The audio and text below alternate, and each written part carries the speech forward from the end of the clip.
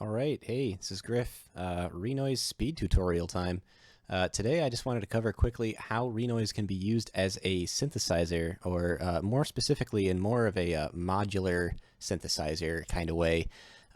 This is a method that I found on the renoise forums back in, I think, in 2010. I think DBlue posted it there. DBlue has a really cool VST called Glitch, which I used to use a lot, and I use it a lot less now because I just use renoise effects now because there's no reason to use anything else.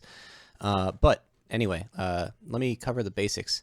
So one of the things that you can do with renoise is drop in, well, the effects that are present are very, very powerful. One of the things that has a really neat effect to it is the ring modulator. Let me just drop that in quick. So usually you would drop in a sample, and I'm just going to play it in this track one here. This is just a simple break.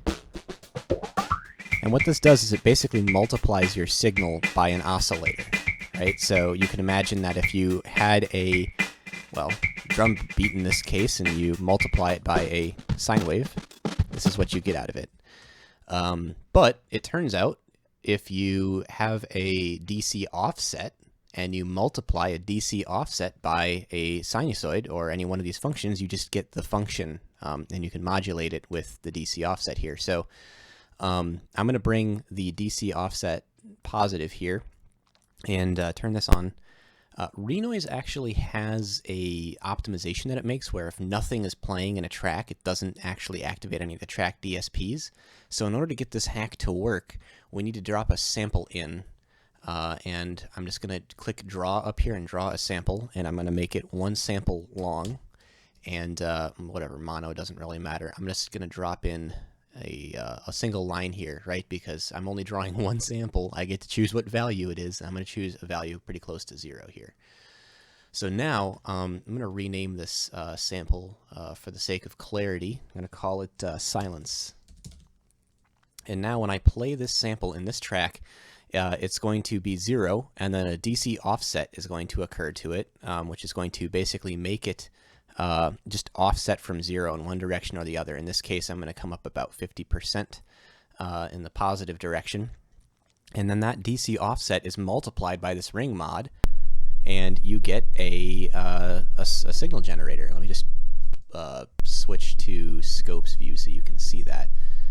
In the track 1 and in the master track here, I'm going to bring up the frequency of this. And before I do this, apologies for your speakers. Just be careful with your speakers with this part of the video. So that's cool. Doesn't matter what note I play in the silence thing here, I will always get the same modulation, the same oscillator. So how do we actually control this and do cool things with it? Well, it used to be that we needed to use an LFO and then use a key tracker to retrigger the LFO, and the LFO would need to be reprogrammed with multiple different frequencies to change the frequency. But in Renoise 3.1, the ring modulator device was changed to accept a note, to have a note slider here as opposed to just a straight up frequency slider. So because of that, it's actually straight up compatible with the key tracker device. So the key tracker device, if you're not familiar with it, when you press keys on the keyboard, it will actually output CVs that are directly related to the key that you pressed.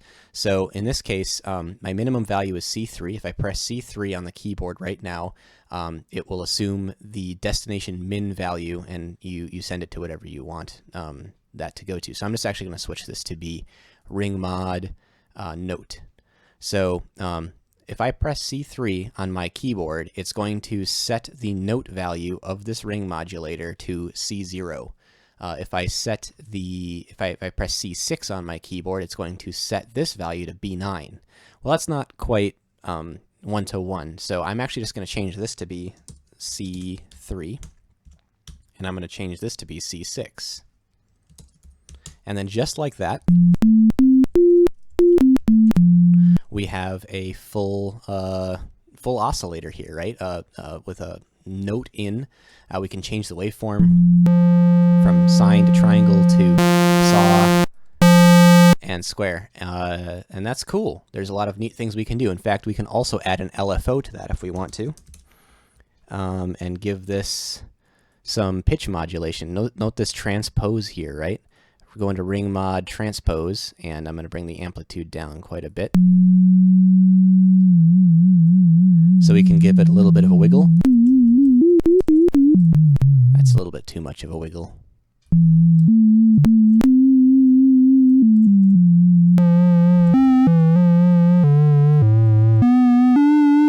So this is a very powerful means of creating synthesizers and voices, because then you can drop more things in. You could add another oscillator to this. You could add let's just say here's another cool thing, gainer. It used to be that in order to actually control the amplitude of this sound, you needed to do something like this.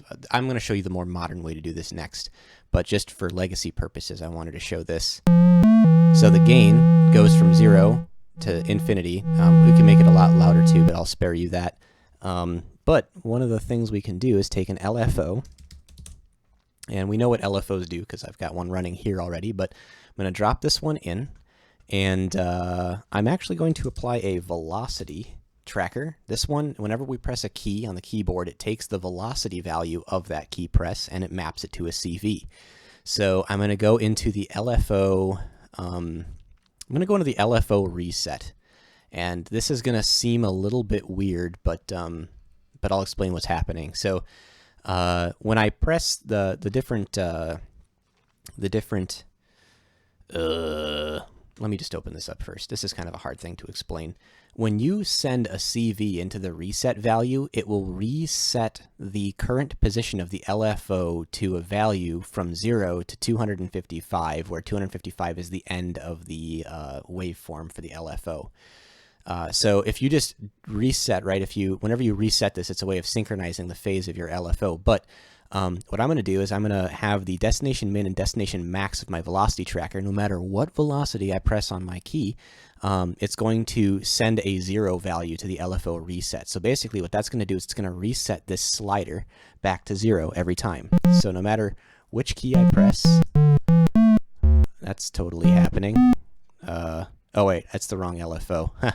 We've got two LFOs in this track. Here's LFO 2, and that goes to reset. Right, there we go. So now you can see how whenever I press a key, this gets reset.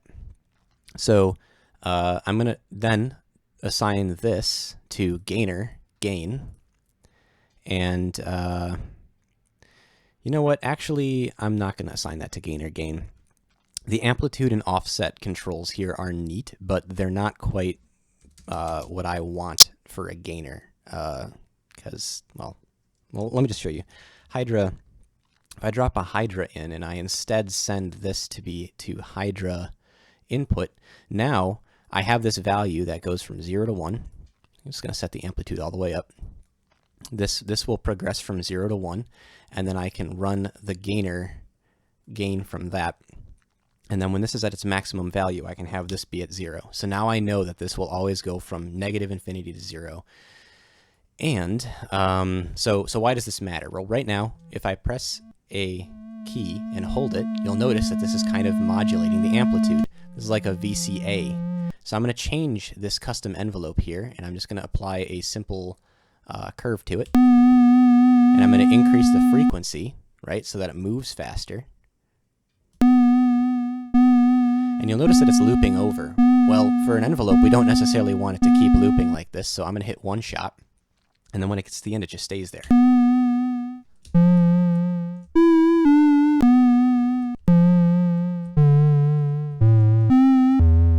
So that's really cool. We've just made a synthesizer just using stock renoise effects. But one of the things you'll notice is that there's kind of this clippy sound at the beginning and end of every single one of these notes. And that's because it goes from 0 to instantly assuming the value that the ring oscillator is at. And that causes a transient, which has a lot of high frequency effects to it. It sounds very very dirty. One of the ways that you can get around this is if you're trying to do it old style, is just to apply a filter to that. I'm just going to create an analog filter, drop that in at the end here, and we'll do a high pass filter while still capturing a lot of this. Or maybe there's still a lot of high frequency content. Maybe that's not the best way to get rid of that. I would have thought that the DC, whatever. Anyway, this is an old way to do this, but this kind of gives you the general workflow that we're talking about. And if you make a whole lot of tracks like this, I mean, I've made entire songs where each one of these tracks is a different instrument that's just completely synthesized within renoise. And you can do really cool things. But in renoise 3.0, we have this concept of instruments that can have their own effects and their own phrases and their own modulation. So we can do this in a much, much cooler way. So I'm going to actually delete this entire device chain. If you're using a recent version of renoise, which I have no reason to wonder why, well, I wonder why you wouldn't be using a recent version of renoise. You have access to this, and this is the way that you should do this.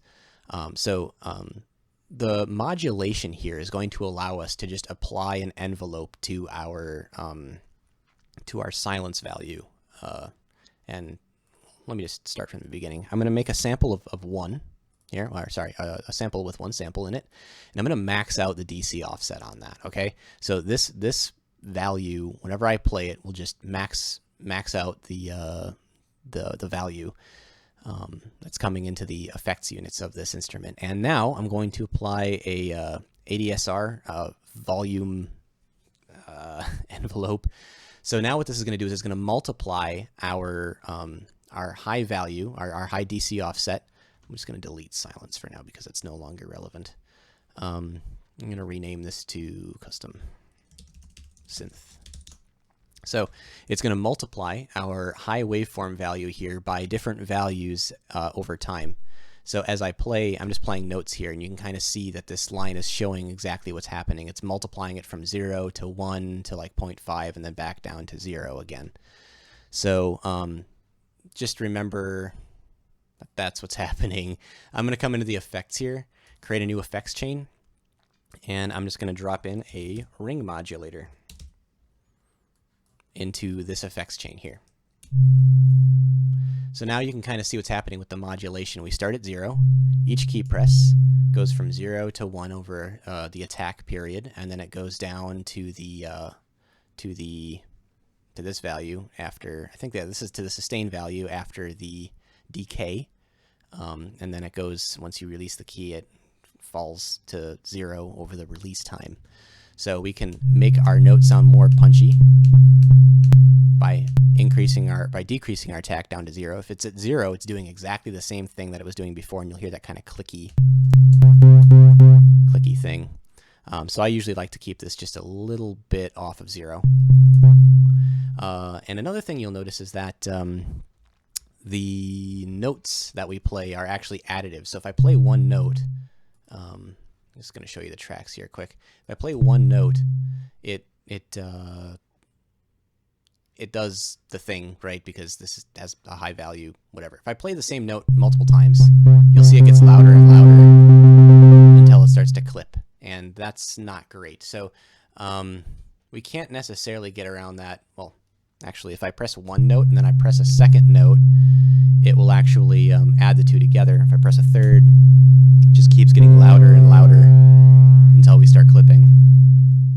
So one of the ways to get around this, I find it's better to just treat these as monosynths. So now when you press a second note, it finishes the previous note immediately. And I'm going to bring the release down a little bit. But you'll notice that no matter what key I press, they're all the same. How do we fix that? Well, the same way we did before. We're going to drop in a key tracker, and then bring this over to ring mod note. And again, we'll change the range to go from C3 to C6.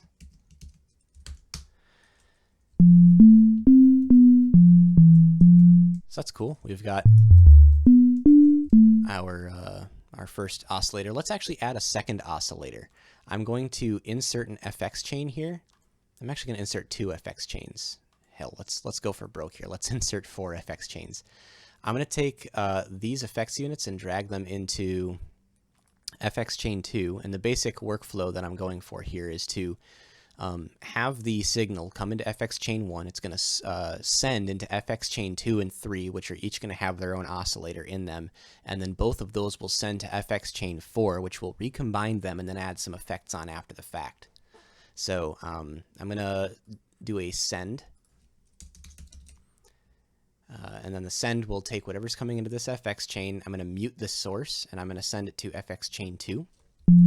So you'll notice that we have our sound again, and you can see that there's a white value in these in this volume indicator over here, indicating that there's signal going on here, but it's just muted at the end, so nothing's actually coming out of this track. There is actually sound coming out of this FX Chain 2 track though, so let's actually add a send at the end of this to send back to FX Chain 4. And before we get too much more confused, I'm just going to rename these things. I'm going to rename this to combine.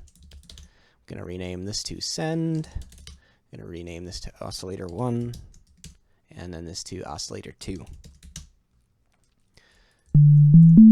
So now you can see the only thing we've got is coming out of combine. And yeah, I'm going to make this same thing here with a key tracker, a ring modulator, and a send.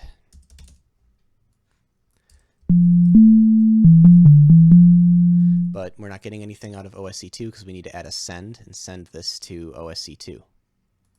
So if this is muted, that means that the signal gets this far and then it gets sent out and it doesn't go any further. So I'm going to keep this source but keep this muted at the end. Or actually, maybe it's better to just keep sources and then mute this here. That way I can add as many sends as I want and it doesn't matter.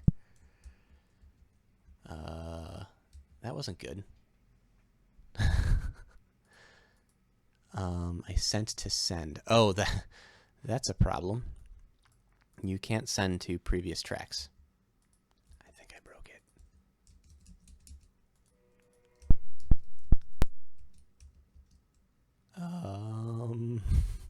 Definitely broke it.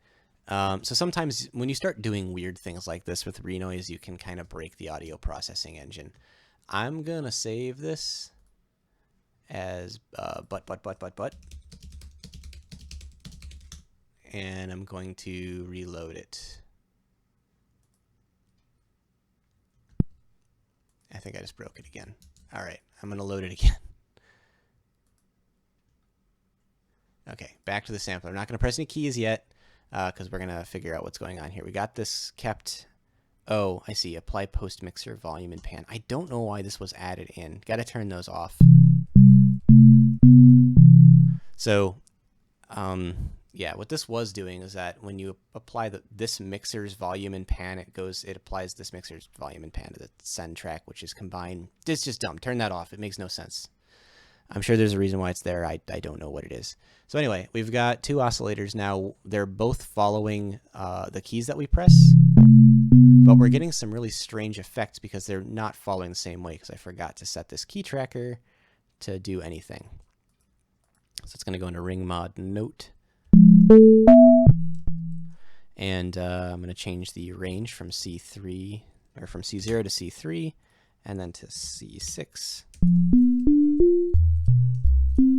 So now both of these oscillators are doing exactly the same thing.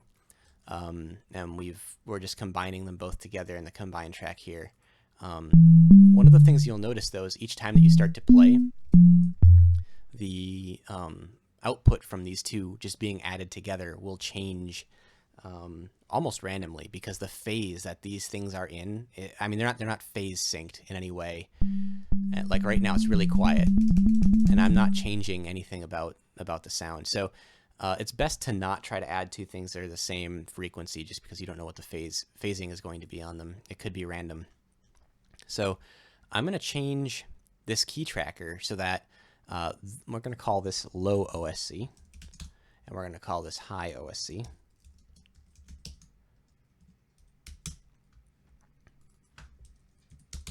And low OSC is going to remain at its original value, and high OSC, I'm actually going to change this so that when I type C3 in here it actually sends a C4, and when I type C6 in, it actually sends a C7. So now this should be exactly one octave higher than it was previously. So this is the sum of two two oscillators that are each one octave apart from each other, and you can change the transpose on them to detune them.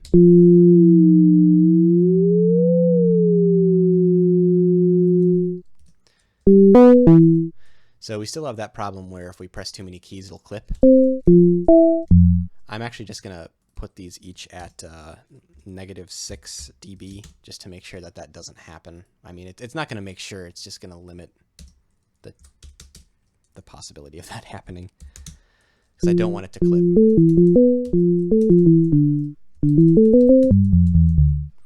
And then in the combine here, I'm going to apply a compressor, because I don't really ever want it to clip. And that compressor, actually, let's do a bus compressor, because I just want to make sure that stuff don't clip. Let's just do a limiter hard, or a limiter soft, actually, that'd be better. So what this is saying is that as the volume increases on the input, it never reaches maximum on the output. So this is the input on the x-axis and then output on the y-axis, and that kind of shows you how that varies, mostly linearly.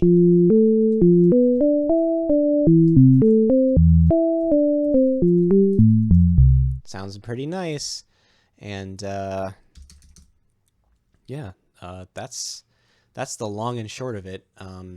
Just for giggles, I'm going to add a phrase in here, and let's just drop in a phrase preset, an ARP.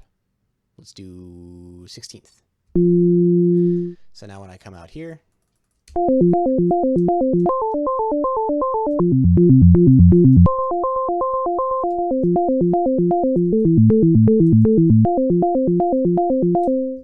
I'm going to just drop a few notes in.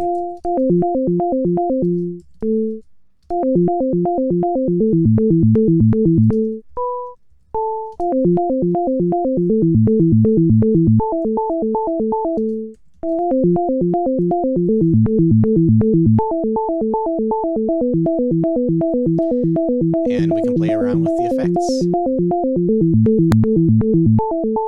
In the combine track here, I'm just going to apply a filter.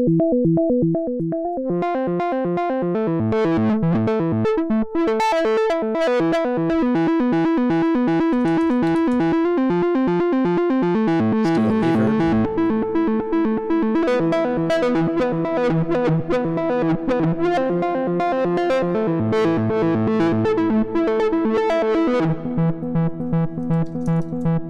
Let's do a delay.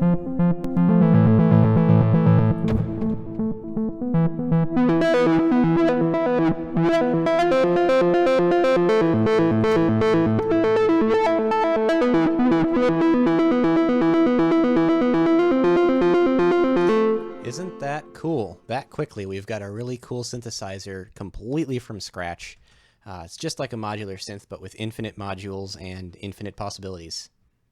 Well, I guess most modulars also have infinite possibilities, but these things don't break and you don't have to fix them. Modulars definitely break a lot, and you have to fix them a lot. So let's just add a breakbeat in there just to kind of round out this tutorial video.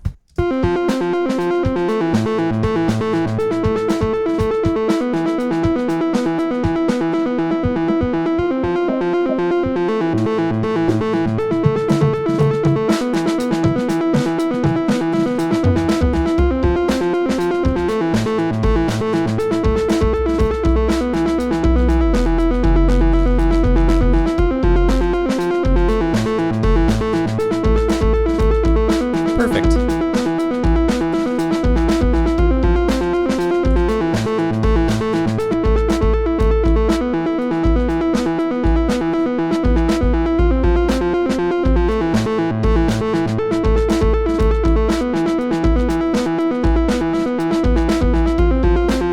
So, bonus, you can actually add macros to this as well. What are macros, you might ask? Well, did you hear how cool it sounded when I was playing around with that analog filter?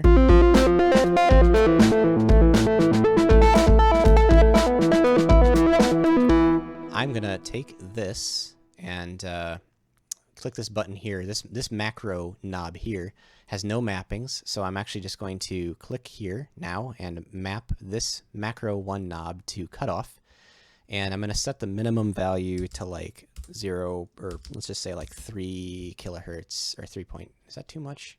That's way too much. And the maximum value to like 6. Is that right? So now when I change this, it modulates that value. Yeah, I need to change these values. This is silly. Bring that down to around here, and bring this down to around 1. That should work. So now when I change this, oops. Now when I change this knob here, you'll notice that it changes the cutoff.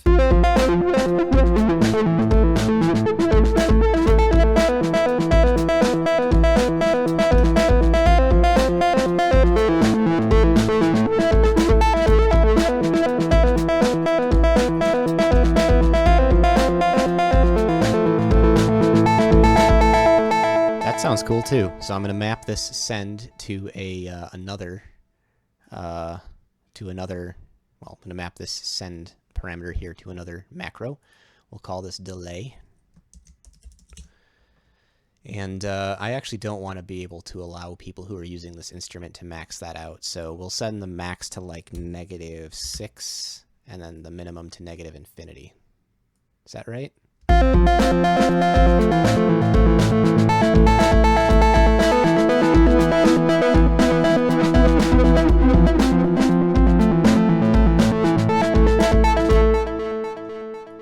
So that's neat.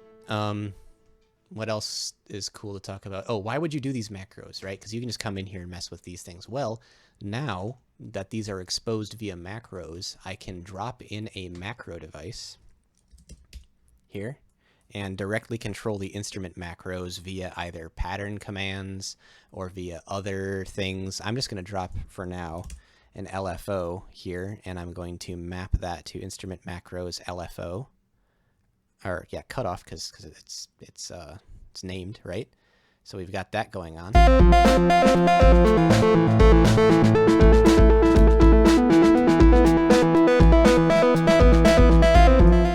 I'm going to map this delay value here. I'm going to start it down. And I just did that, by the way, by right-clicking the value here. And when you right-click whatever area your cursor is at, it's going to write that pattern command there. So at the top, I'm just going to right-click it down to 0. I'm going to bring it all the way up to around here at the bottom, and then I'm going to go hold Shift, Home, and then Control I, and that's going to interpolate that sample command all the way to the maximum. So we should hear what that sounds like.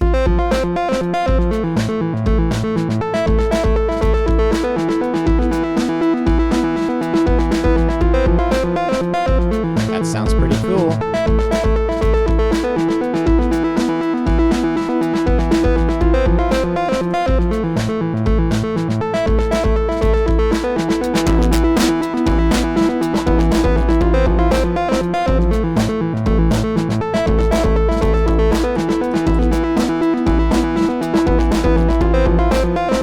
A few more things here and there, just for giggles.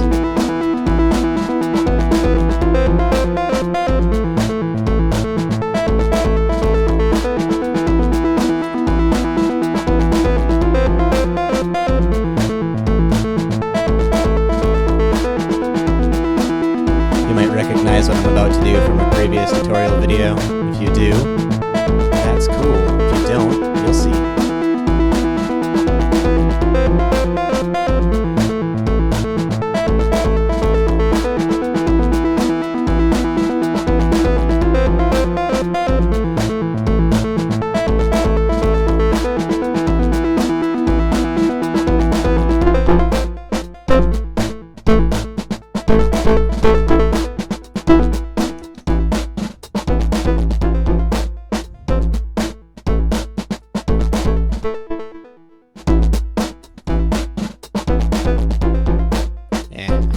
Better if it's ducking.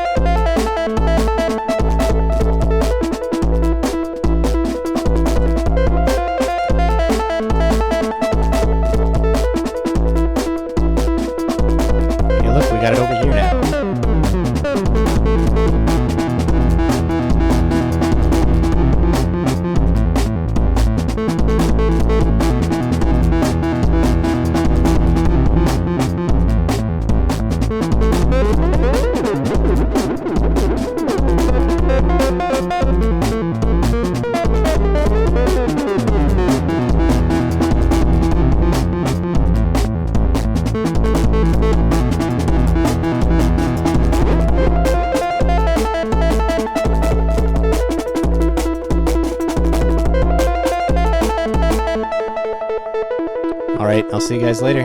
Thanks for watching.